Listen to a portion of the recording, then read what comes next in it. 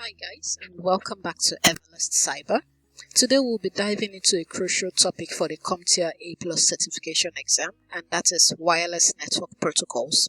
In this video we'll cover everything from Wi-Fi standards and frequencies to security protocols and best practices. So if you're just starting your study journey or you're looking for a quick review, these questions will challenge your knowledge and help you to identify areas that need a bit more focus. So don't forget to like, subscribe, and also hit the notification bell so that you will not miss any updates. So are you ready to boost your wireless networking skills? Then let's dive right in. Question 1. EverlastCyber wants to implement a wireless system for asset traffic and access control. Which technology enables this? A. RFID, B. FCC, C. 802.11ax, D. Wi-Fi 6. The RFID is a technology that uses electromagnetic fields to automatically identify and track tags attached to objects. An FCC, or Federal Communications Commission, is a regulatory body that oversees communications by radio, satellite, wire, and cable in the United States. They do not, however, provide a specific technology for asset traffic and access control. The 802.11ax is a standard for wireless networking that improves the performance and efficiency, especially in a dense environment, while the Wi-Fi 6 is just another name for the 802.11ax standard. It improves the overall wireless network performance, but it is not focused on asset traffic and access control. So for this, we'll be going with option A, the RFID. This technology is commonly used for asset tracking and access control because it can store data about the assets and also control who can access them. RFID is also known as radio frequency identification, and it uses readers and tags placed on items. The work of the RFID is similar to that of an optical scanner or a barcode because the tag contains information about the item. So when a reader sends an interrogating signal to the tag, it activates and sends back the ID information to the reader. So the reader will display the data and it can also transmit it to a database. So that's why it's the technology that can enable asset traffic and access control. I've also put up a picture here of the different applications for the RFID. So it can be used for access control, logistics, animal tracking, vehicle access, theft prevention, as well as race timing. Question 2. Alex has an 802.11ac wireless network that is experiencing interference from a nearby office. What is the easiest solution? A. Change WAP to 2.4 GHz. B. Use fixed wireless. C. Move the WAP. D. Adjust the WAP channel. Changing the WAP to 2.4 GHz involves switching the wireless network from the 5 GHz band, which is usually used by the 802.11ac, to the 2.4 GHz band. However, this is not the best solution because the 2.4 GHz band is typically more crowded and prone to interference.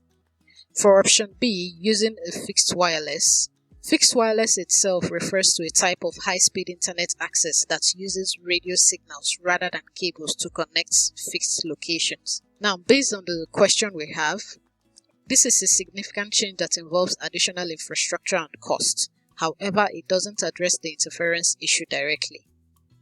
For option C, moving the wireless access points, physically relocating the wireless access point to a different position within the office is not the best solution because while it might help, it can be inconvenient and might not guarantee a reduction in the interference.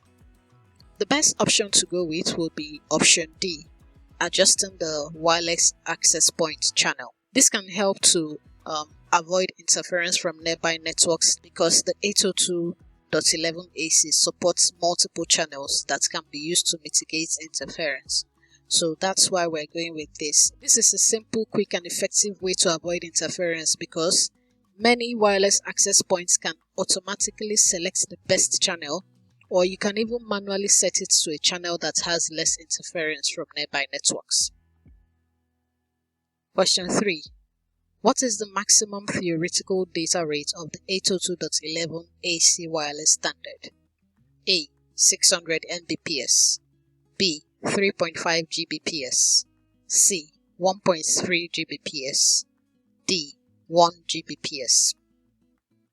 For option A, 600 Mbps is more associated with the 802.11n standard, but not the 802.11 AC. For option B, the 3.5 Gbps represents the maximum theoretical data rate for the 802.11 AC standard because of the advanced capabilities and specifications. Options C and D, the 1.3 Gbps and the 1 Gbps, this is the most common maximum data rate for the 802.11 AC standard, so it doesn't apply to the question. So we'll be going with option B, the 3.5 Gbps. That is the maximum theoretical data rate for the 802.11 AC standard. Question 4. EverlastCyber wants to implement authentication for its server room entrance. Which wireless technology can be used? A. RFID, B. Fixed wireless, C. MIMO, D. 802.11 AC. The RFID technology, as we've explained before, can be used for access control purposes as well as authentication.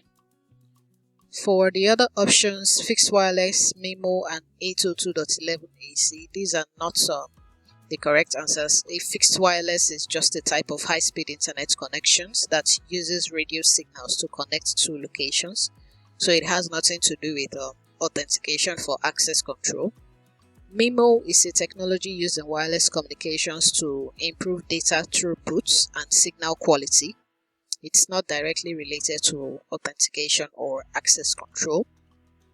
The 802.11 AC is a wireless networking standard that provides high-speed data transmission over Wi-Fi.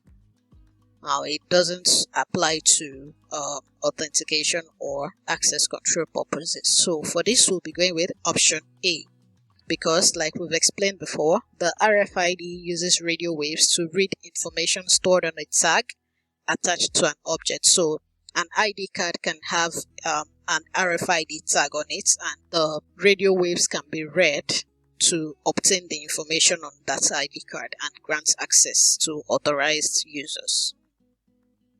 Question 5. What is the primary purpose of an SSID in wireless networking? A. To encrypt wireless communications. B. To uniquely identify a wireless network. C. To provide IP addresses to wireless clients.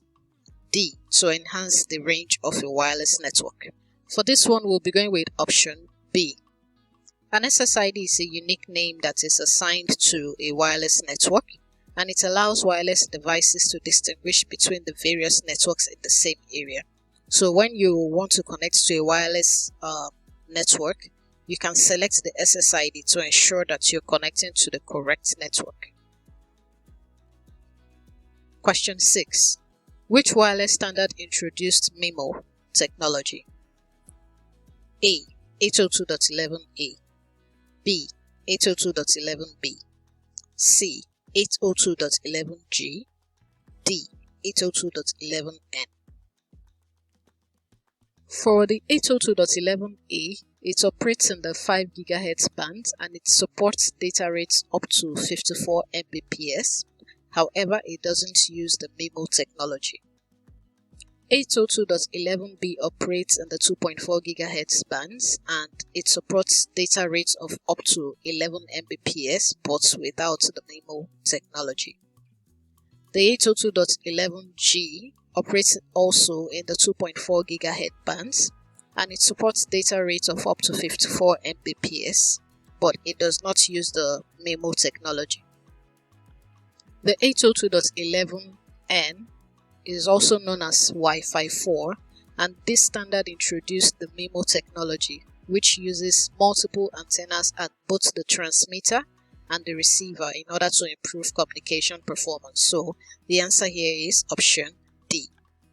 The MIMO, or multiple input, multiple output technology, increases the capacity and range of wireless network, and this allows for higher data rates and better reliability.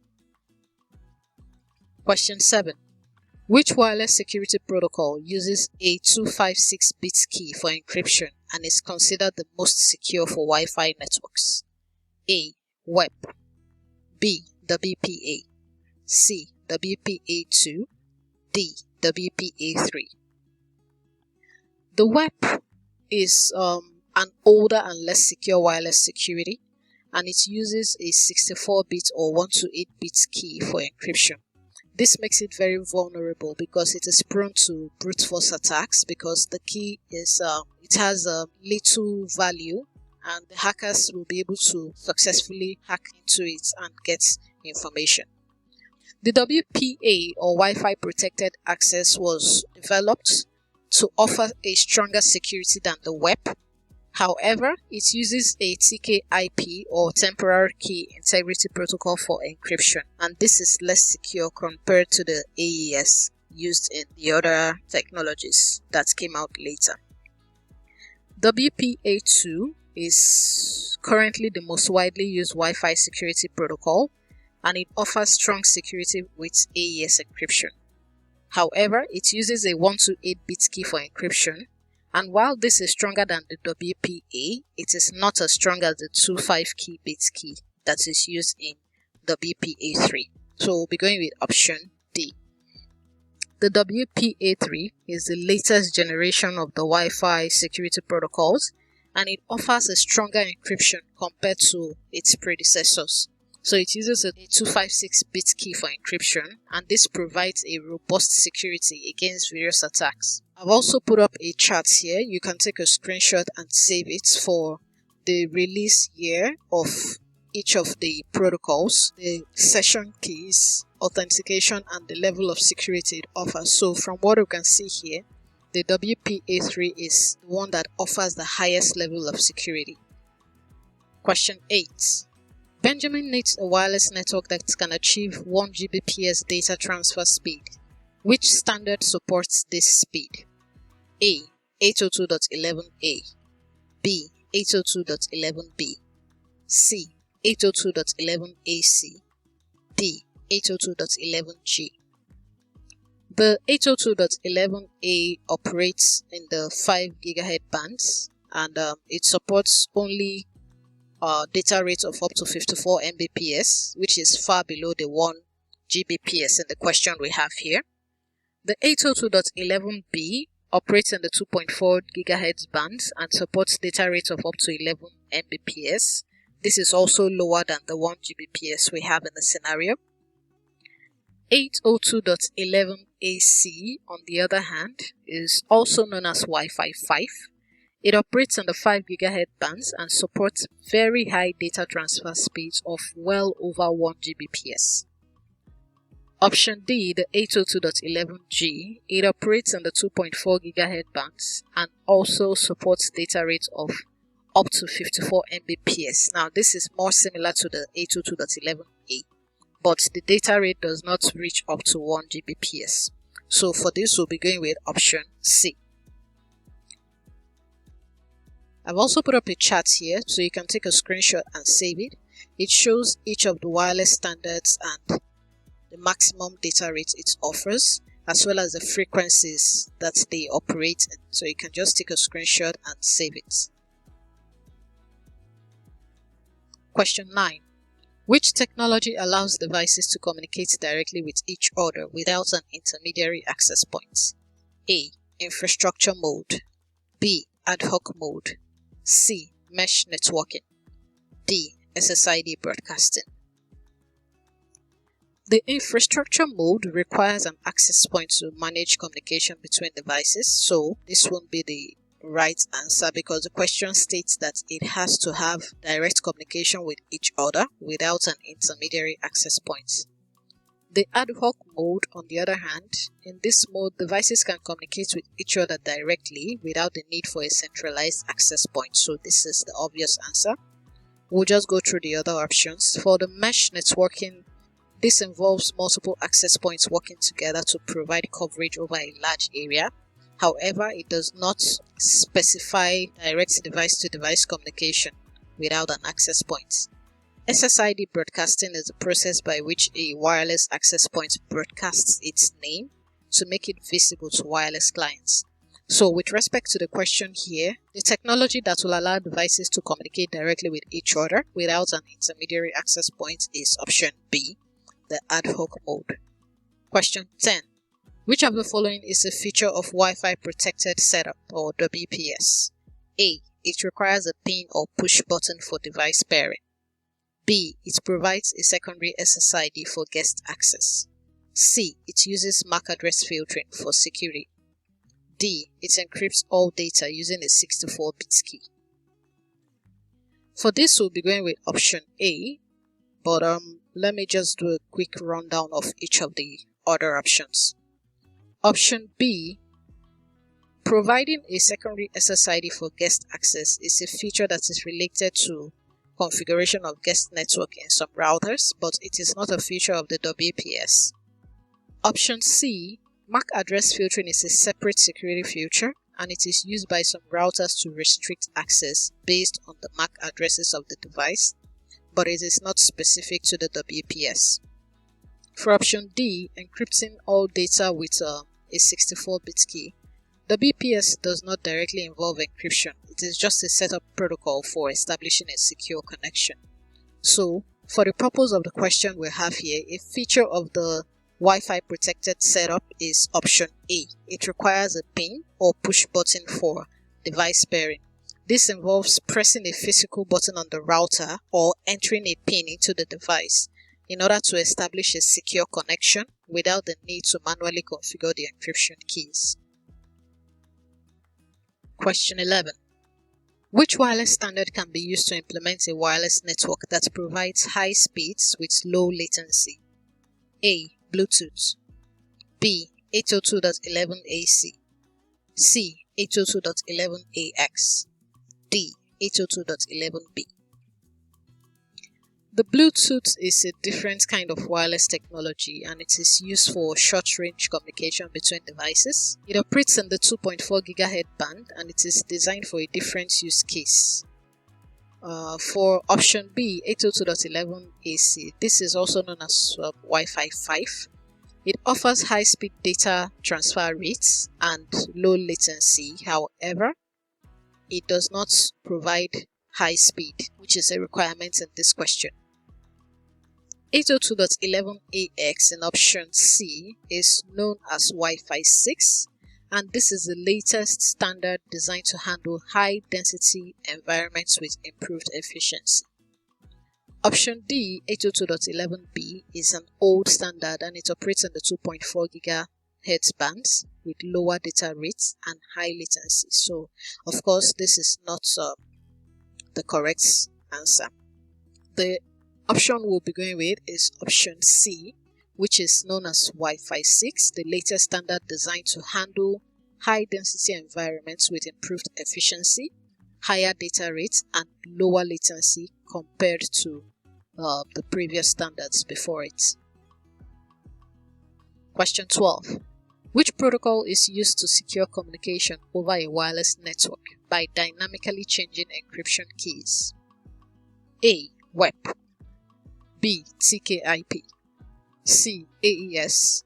D. HTTPS. The WEP is an older and less secure wireless security protocol and it uses a static encryption key. TKIP, or Temporary Key Integrity Protocol, is used in WPA to enhance the security of wireless networks.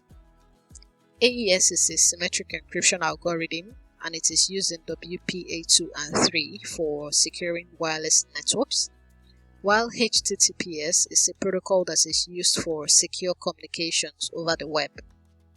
With respect to the question here, the protocol that uses a secure communication over a wireless network to dynamically change encryption keys is option B, the TKIP. It changes encryption keys for each data packet that is transmitted, and this helps to protect it against certain types of attacks compared to the older web protocol. So that's why we're going with this option. Question 13. Everlast Incorporated needs to implement asset tracking using RFID tags within a 100-foot radius. What frequency should the RFID system operate at? A. 900 MHz, B. 2.4 GHz, C. 1 to 8 kHz, D. 13.56 MHz. For this, we'll be going with option A because RFID systems typically operate in the 900 MHz frequency, and they provide longer read ranges and better penetration through materials compared to the higher frequencies like the 2.4 GHz. This will make it more suitable for asset tracking within a 100-foot radius, especially in environments where obstacles and interference may be present. The 2.4 GHz offers a higher data transfer rate, but it is generally used for shorter range applications due to the high absorption by water and other materials. The 1 to 8 kHz provides short to medium read ranges and is usually less than 10 feet, while the 13.56 MHz is used for applications like access control and payment cards. So that won't be the best option to use. Question 14. What technology enables a user to connect a wireless headphone to a smartphone? A. NFC, B. RFID, C. Wi-Fi, D. Bluetooth. NFC or near-field communication is a short-range wireless communication that allows devices to exchange data when placed close together. It is used mostly for contactless payments and for other applications, but it is not used for streaming audio to headphones. The RFID uses radio waves to identify and track tags, but it is not used for connecting wireless headphones to smartphones. Wi-Fi networks provide high-speed internet and network connections over long distances compared to Bluetooth. Now, while some devices support Wi-Fi for audio streaming, it's not really used to connect headphones to smartphones. The best option for this will be option D, Bluetooth. It is a commonly used wireless communication between devices over short distances, and it's mostly used to connect wireless headphones, speakers, keyboards, and other peripherals to smartphones or tablets or even computers. Question 15. Which two networking devices requires an unobstructed line of sight between their antennas? A. Infrared, B. Bluetooth headsets, C. Point-to-point microwave, D. RFID readers. For this question, we are expected to select two answers. So, looking at the options we have, the best options will be option A and option C. Remember, the question is asking that the devices will need to have an unobstructed line of sight between their antennas. The infrared communication relies on light waves in the infrared spectrum in order to transmit data, while the microwave communication for point-to-point links, like the microwave antennas used in wireless backhaul networks, requires an unobstructed line of sight between the antennas. So if there's anything that blocks the line of sight, the communication can be disrupted, and this can lead to downtime. For the other options we had, the Bluetooth headsets, they don't require a direct line of sight between devices, and also RFID readers do not require a direct line of sight in order to communicate with RFID tags. Question 16. Michael's laptop can connect to a wireless N router, but not to a wireless AC access point. Which compatible wireless standard is the laptop likely missing? A. 802.11a, B. 802.11ac, C. 802.11g, D. 802.11n. If we take a look at the question, Michael's laptop can connect to the wireless N router, but not to the wireless AC access point. That means a wireless standard is missing from the laptop. So since it cannot connect to the AC access points, it obviously means that the 802.11 AC wireless standard is missing from the laptop. So we're going with option B. Now, when this is missing, devices that support only the 802.11n may not connect to the 802.11 AC because it lacks the necessary hardware capability for the newer standard.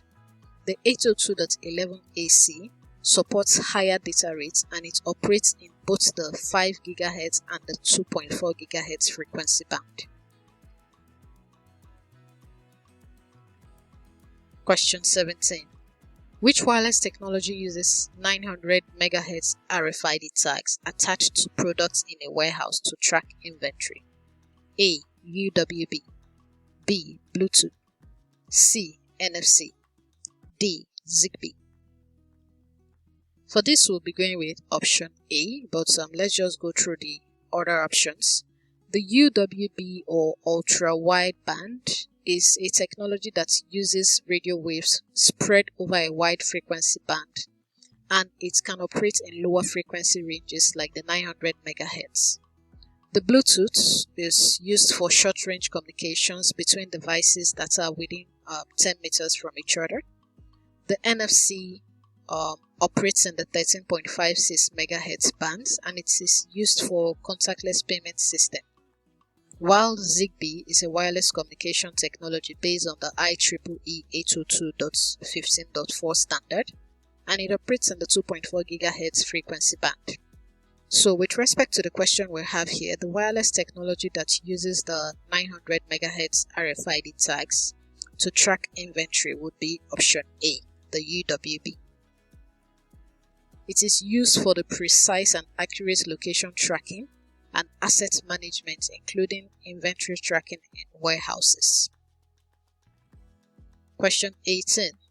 A company needs to connect a printer and desktop PC 65 feet apart without using cables.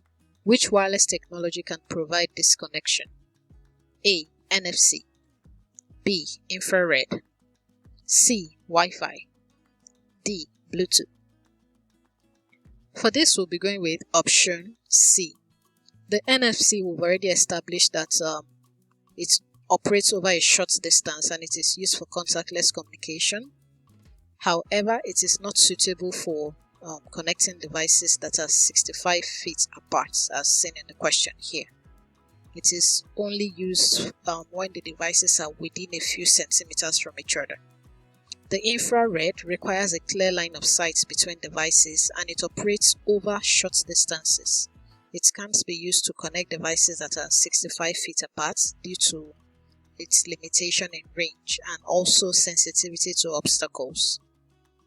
The Wi-Fi, on the other hand, can provide wireless connectivity over long distances depending on the environment and the specific equipment being used, while the Bluetooth operates in the 2.4 GHz frequency band and it is designed for short-range wireless communications of approximately 30 feet or 10 meters. So with respect to this question, we'll be going with option C, Wi-Fi. So it is commonly used to connect devices like printers, desktop PCs, laptop and mobile devices to a network without the need for physical cables. Question 19. Anita's Bluetooth headphones experience intermittent audio when close to a 2.4 GHz Wi-Fi router. What could be the cause of this interference? A. Overlapping channels, B.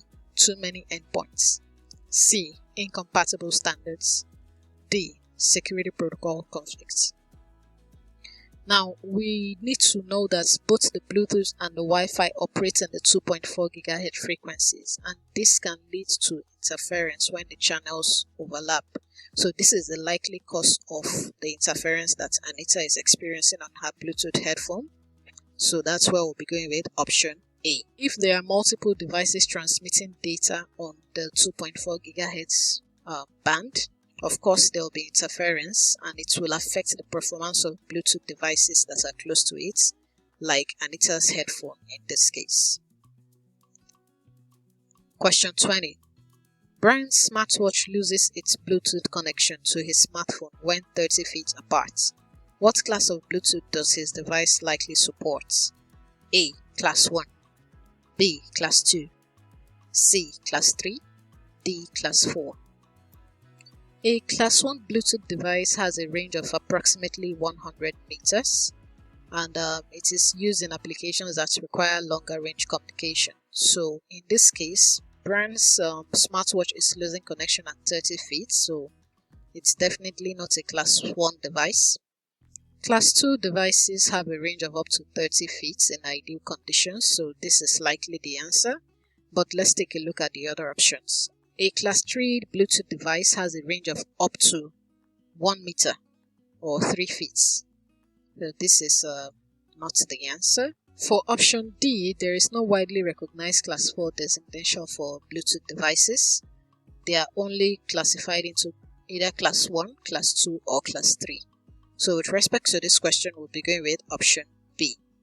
This class of Bluetooth device is commonly used for consumer electronics like smartwatches, smartphones, and headphones, where a moderate range is sufficient for the typical usage scenarios. Question 21. What does MIMO stand for in the context of wireless communication? A. Multiple inputs, multiple outputs. B. Mobile Internet Multimedia Organization. C. Modulated inputs, modulated outputs. D. Managed Internet Media Operation. The answer we'll be going with here is option A. MIMO stands for multiple inputs, multiple outputs, and it is a technology that is used in wireless communication systems to transmit multiple data streams simultaneously from multiple antennas, hence the name multiple inputs, multiple outputs. It improves the efficiency and performance of wireless networks by increasing data throughput, enhancing signal reliability, and also extending coverage without requiring additional bandwidth or transmitting power. Question 22. Which wireless technology uses radio waves for contactless communication and data exchange over short distances? A. Wi-Fi. B. LTE. C. NFC. D. Bluetooth. The Wi-Fi is used for long distance wireless networking. LTE or long-term evolution is a standard for high-speed wireless communication for mobile devices, and it operates over cellular networks and it provides internet access over large geographical areas. The NFC, on the other hand, is a short-range wireless technology that operates a distance of about 10 centimeters, while Bluetooth is a wireless technology used for short-range communication between devices like headphones and smartphones, and it is within a range of about 30 feet. So with respect to the question, remember, you need to read the question carefully. So this question asks, which wireless technology uses radio waves for contactless communication and data exchange? The most important thing we need to look at in this question is the contactless communication. So that will be option C, the NFC. The NFC allows devices to communicate and exchange data when they are brought close to each other, and it is often used for contactless payments, access control system, and data transfer between devices like smartphones and NFC tags. Question 23. A company is setting up a new wireless network in a crowded office space. Which band should be selected to minimize interference? A. 5 GHz, B. 2.4 GHz, C. 900 MHz, D. 60 GHz. The best wireless network to minimize interference will be option A, the 5 GHz. This band is more efficient because it experiences less interference compared to the 2.4 GHz band. Now, especially in a place like a crowded environment, the 5 GHz band has more available channels and is less congested than the 2.4 GHz band, which is commonly used by various devices like Bluetooth devices, microwave ovens. So imagine in this office setting where a 2.4 GHz band is used. That means different devices will be connected in the channel, Bluetooth devices, Wi-Fi network. It will just be utter chaos. So the best band to select to minimize this kind of interference will be option A, the 5 GHz band. Question 24. What can a network administrator do to reduce interference and increase bandwidth on a wireless network? A. Setting up MAC filtering. B. Disabling SSID broadcasting. C. Enabling WPA2 encryption. D. Adjusting channels. For this, in order to reduce interference, the best thing that the network administrator can do will be option D, adjusting the channels.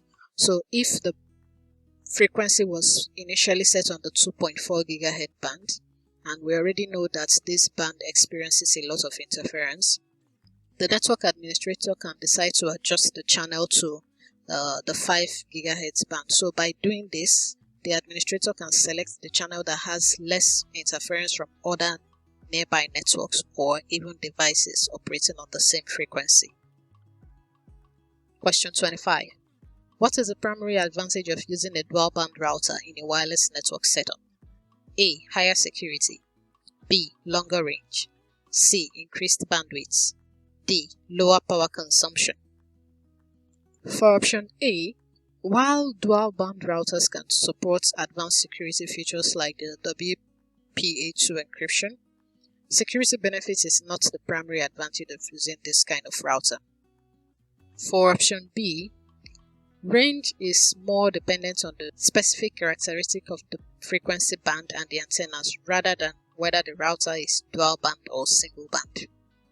Increased bandwidth, on the other hand, the dual band routers operate on both the 2.4 GHz and the 5 GHz frequency band simultaneously, so this allows them to provide more bandwidth and reduce interference compared to the single band routers. So in this dual band router, since there are two frequency bands, it can automatically switch between bands in order to reduce interference. For option D, power consumption can vary based on the router design and features, but it is not tied to whether the router is a dual band or a single band router. So with respect to the question, the primary advantage of using a dual band router in a wireless network setup will be option C, increased bandwidth. Devices can be allocated to different bands based on their capabilities and network requirements, and this will lead to an improved overall performance and throughput in the wireless network.